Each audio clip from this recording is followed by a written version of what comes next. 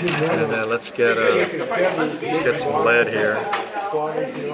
And I've done brass too, you know, brass size. Okay. But I think for the size, I think lead is it's a heavier weight. It is than brass. I think so, right? I mean, Yeah, if they it made is. titanium, I'd probably buy that, but... Or like, what is it, tungsten? Oh, that's what I meant. I meant tungsten, okay. not titanium. Titanium. Yeah, tungsten. Tungsten is expensive stuff, man. Well, I bet. Jesus. It just sounds expensive. I mean, I buy tungsten bead eyes for like midges. Yeah. It's like what, like 15 for like $6.50. Huh? Yeah, they're expensive. Jeez. That's a little trick I use for like building up a little bit of thread on this. I just take my nail and jam it in there. Oh, okay. And tie against your thumb, and it goes right in there. So I got that. Okay. And then lay this in here. Yeah, that'll be about right. And this portion, you're going to wrap 3 times around the base. Yeah, actually it is, yeah. So I'm trying to keep that thread on top of the shank, so that's about Right. right. Yep, so now that's going to move. Mm-hmm. It's going to move. And I noticed there has to be a nice gap between the end of the tie-in point and where the first foam is. yep, the gap is key to allow freedom of movement. Yeah. And a lot of the bites you're going to get are going to be while the fly is sinking after you've dropped it. You'll get them on the retrieve too, but a lot Really? of times you'll cast past. Wait, so you retrieve this pattern as well? Yeah, you can swim it. You can literally work it like a plastic swim bait. Oh, wow. Like you would for largemouth or calicos. So here's the dubbing, and I would if I had wax, I wasn't on top of my game. I had it all packed up last night or yesterday afternoon, and I said, you know what? I got to fill this order. I had an order from some guy in Minnesota, wanted a dozen, so I wanted to take a bite out of that. But yeah, they're working everywhere. I mean, I've had guys from Texas to Pennsylvania, Oregon, Utah. So it's really fun. Yeah, that's so cool when you develop a pattern and then it just takes off everywhere. Just the fun part. Yeah. So spin that, and then just kind of work it towards the bend while not covering up that little thread gap. Right. So, and I like to have a little bit of a taper. Right. So kind of build it, avoiding that point. It's probably a little bit much, but You get the concept. yeah, we'll pull that down a little bit, spin it out, and then we're gonna tie it down. Yeah. There's a couple wraps there, one on that side. We're done with that part, and then we're gonna pick out. This is a grizzly hen saddle, and I think, believe it or not, this either imitates legs, but for a lot of the places we fish, I think it imitates a clamshell. So when it's sitting on the bottom like this, I think it looks like an open clamshell, or it suggests Right. like the freshwater clams, which are white on the inside, Okay. black on the other, Okay. and then this represents the snorkel of the Right, clam right, just right. sitting there, so the current's pushing it. Right. And so, but that's how it's going to sit when we fish it.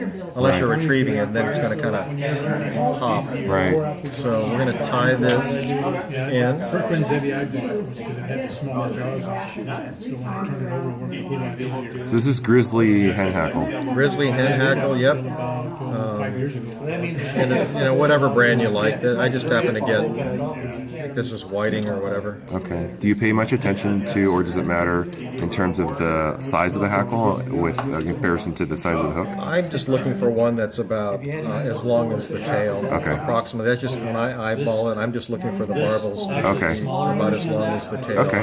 All right. better to go a little longer than I think too short. Okay.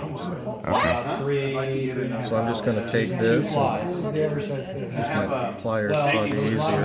It's not super big, but it was about like a cat. It's just not right size. So you pick your days. But even if I have 21, 22 degrees, like I still have my days. So and it's a pretty solid. It's nice. So I just watch them. Couple spins of the hackle. Yeah, just a couple of wraps until you can't. It's like, okay, I'm running out of room to tie it down, and then I just bend it over, Yeah. capture it. The Edward has a clamp. So it's kind of nice because you can just keep it. Got that. Pull on that. We'll break that off. Pull on that and break it off. Did I lose it? I don't know. I might have lost it. Hammered me, and I I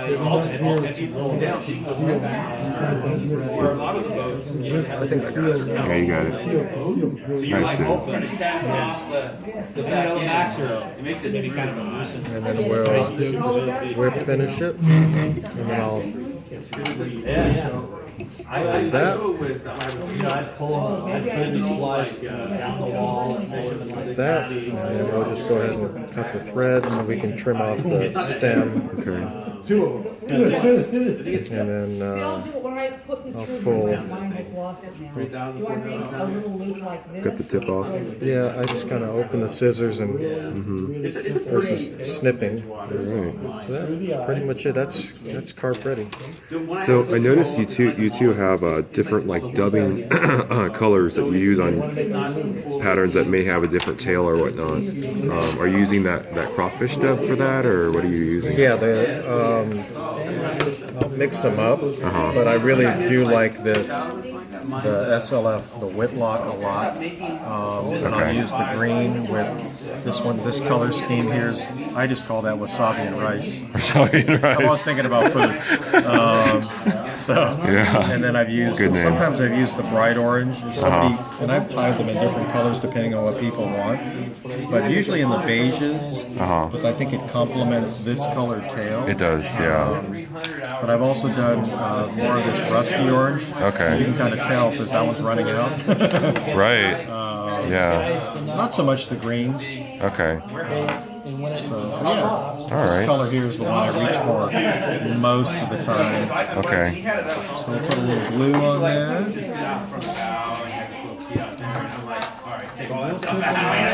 Wiped it out, put a big chunk on front, and then the thing is Great for the rocking. day. Well, I'll keep my process, although I like a little more play.